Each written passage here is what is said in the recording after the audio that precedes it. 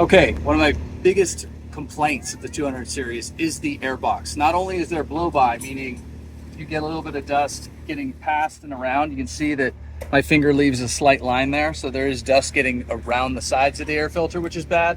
But even just the intake and where it picks up in the fender well, this filter is 3 days old, 3.5 days of mapping work that we've been doing out here in the desert. So this was new on Tuesday morning.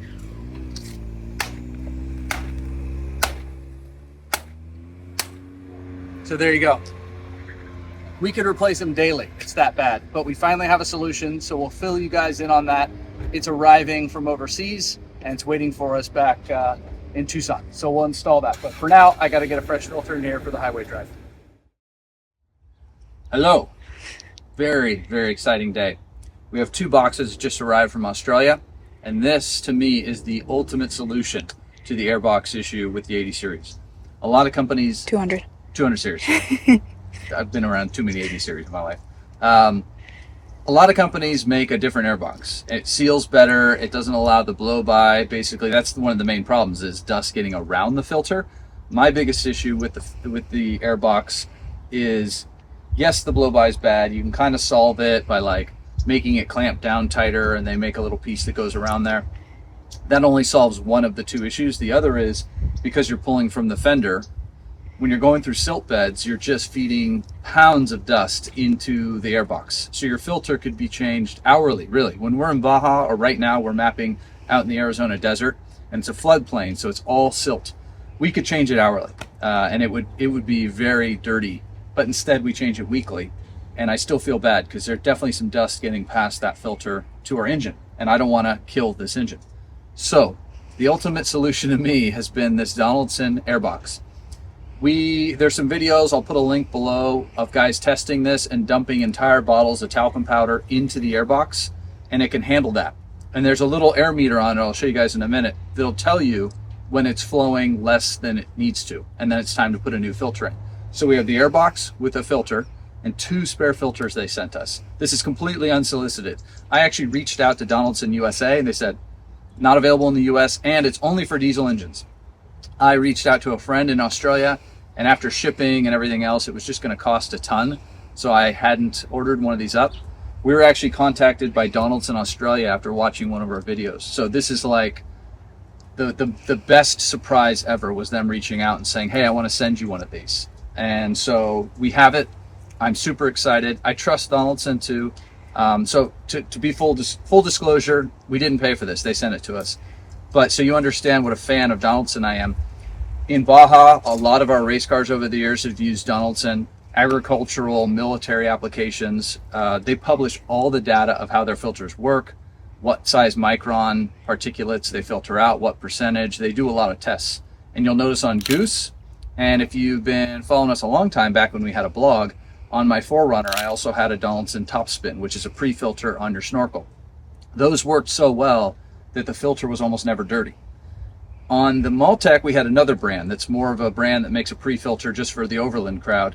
And I asked them for their specs, and they just didn't have any. So we noticed the filter was often dirty. So it's not just a difference of, hey, I have a pre-cleaner. Oh yeah, I have one too. I really believe these are immensely better than the other kinds we've used out there. So if you're choosing a pre-filter, I'm a huge fan of the Donaldson Topspin or Topspin HD. One's metal, one's plastic, and they're both very efficient to clean the air.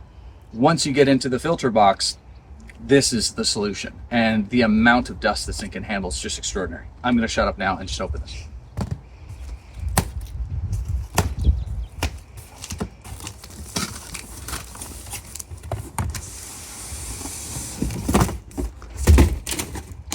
Beautiful. Can you get this in the USA? I'm not aware yet. I hope it's coming. So if this isn't available in the US, email Donaldson, make it an easy marketing decision for them to bring this to the USA, because you can watch the tests online. Go watch all the videos where they're looking at these. This filter has so much surface area. This flows immensely better than stock. So even if you're not a big off-roader and you're just looking for more performance, this is going to allow much, much better airflow than stock. And they were saying that people are getting better mileage because it's so non-restrictive. And this was the one kind of downfall the weak point of the 200 series, right?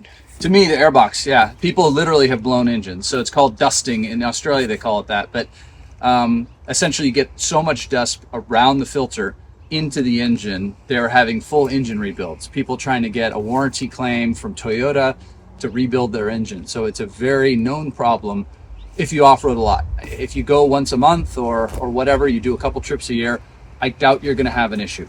But for us, this truck is running 10, 11 hours off-road in the dust 5 days a week. And then when we're traveling for fun, it could be every day. Not usually as many hours moving time, but usually we probably for fun only off-road for 4, 5, 6 hours a day. But for work, this thing is running like a tractor would on a farm. And we definitely have got some dust into our engine, I'm certain. So this to me is the solution to fix it.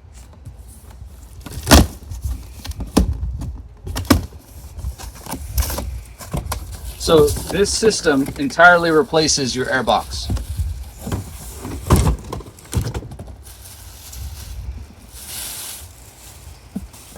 So that's really it. That's what you're looking at. And I know you want to be very careful with putting this filter in and taking it out, because if that rubber seal isn't seated correctly, or if you get a piece of a stick or a stone or something on that seal, the whole system is for naught, right? You need to have the air filter sealed in this housing well. So that's why I'm going to show you, actually, you know what I'm going to do? I'll show you one of the spare filters. I don't even want to unseat the one that's in here because it came like this, preloaded with a filter from the factory, and I can bolt it in place without actually touching that. The only difference on the gas engine is there's a T-bolt. I think it has something to do with the inlet side on the engine. We'll take a look and I'll find that T-bolt in this kit here. But that's the only modification from diesel to the 5.7 or the 4.7, which they put in 200 series in other countries. So let me go ahead and show you one of these filters. So this is basically it. This is one of the spare filters that goes in there. The amount of surface area is absolutely massive. I'm going to put this back in its box because they sent us a spare, which I absolutely love. And there's an indicator to let you know when it's needed to be changed. But I want to see how long this lasts. We're heading right back to work. Then we're heading to the Baja 1000. We're going to be doing a lot of silt beds and dusty off-roading over the next 6 months. And I'm going to load this up with a lot of dust. The only thing this kit I would say doesn't solve is the inlet location. So it's still going to be in the fender well there. So it's going to filter the air. It's not going to have any blow by, and the engine's going to run clean. I'm going to be pulling in so much dust at some point. Should I change it? I do think it makes sense. I've been avoiding doing a snorkel or a dorkel on this truck just because it's pretty clean. It's pretty stock looking. It goes down the highway so efficiently for what it is that I just love it. I want to keep it like that. But on every other truck, I've either done a full snorkel or I've even done a low snorkel, because generally the lowest or the deepest water I'm going to go in a gasoline truck is about the hood line. On the previous truck, I had a little inlet here, and the Donaldson top spin sat right about here, and therefore it wasn't quite as much of a aerodynamic loss. It wasn't quite as noticeable, but it still pre-cleaned the air. So the only thing this isn't solving is where it's drawing the air from, but it can eat a lot of dust. So when we do fill one of these filters up, which I'm certain eventually we'll be able to, it might take a long time, I'll cut it open and show you guys the internals of this. Okay, first things first, I'm going to pull the old Airbox out. Pretty simple setup here. So just a bunch of 10mm bolts and mass airflow sensor, that kind of thing. And on this, I think a big indication is going to be how dusty is the inside of this. If it's very dusty, that gives you an idea of how much is getting in the engine.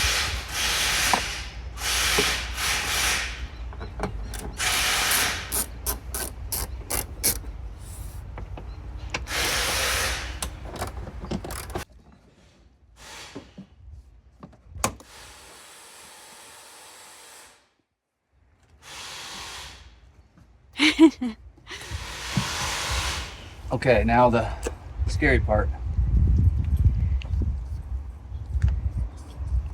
Okay, on the good side of things, it's not an immense amount on the inlet side. Any is bad, obviously. It should be perfectly clean, but it's not filthy, so that's good. But I'm gonna go ahead and clean this out. So I wanna clean out all of this downstream from the Donaldson. The Donaldson will prevent any dust from getting to this side, but what's in there from before, I wanna go ahead and clean out so we're starting fresh. Okay, so I'm just inserting the mass airflow sensor from the OEM Airbox into this one. Thankfully, the holes line up perfectly. I'm not really aware if anyone else has put one of these in a 5.7 liter yet. I know, obviously this is made for the diesel in Australia, the VDJ, the twin turbo diesel.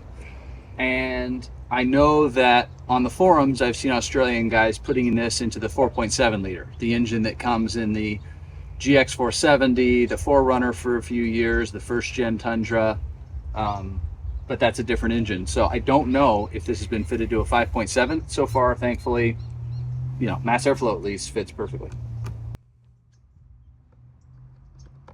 Only thing you would do, I would suggest, is just spray it off with mass airflow sensor cleaner. I don't know if any other cleaner works, and I would hate to screw this up because they're really expensive. So if you have the mass airflow sensor cleaner stuff, use it. If you have nothing, I would leave it and not touch it. Ours had a light bit of dust on it. Certainly not much, but of course this is after the filter, so some was getting past it.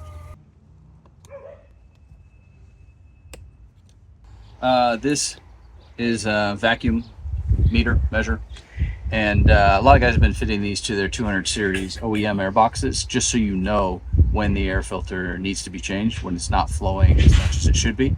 So on this one, it comes as a piece of the kit. So once this is reading red, you know it's time to jump to the next air filter. So I'm really curious how long of all the dust we're driving in Arizona, Baja, etc., it'll take for this to indicate that it's time for me to change a filter. So that'll be the real test, is how long, with it still sucking from the fender well in the factory location, can this keep sucking air with the long days that we're doing and the miles that we're doing off-road before it indicates I need to move to the next filter. Okay, so the only issues I'm finding so far are on the inlet side. I'm not able to leave this tube in place where it goes to suck from the fender well, but the fender well is where it's picking up dust anyways. But it doesn't have enough movement in these two bolts to move it over. So as you can see, it's on the far forward side of that fender sort of snorkel there. And then on this side, it's actually a little too far this way. So I can get the inlet to reach it. But I think what I'm going to do is see if I can bend this bracket right here and just have the Donaldson box tilt slightly forward, just so this isn't as stressed of a connection here. Okay, so pretty easy installation. Over the diesel version and the 4.7, which is purely bolt-in, we found that this is a factory mount. These other two factory mounts, we were off by about 4 millimeters. Now, you can leave it oriented like that, but the 5.7, there's less play in this inlet hose.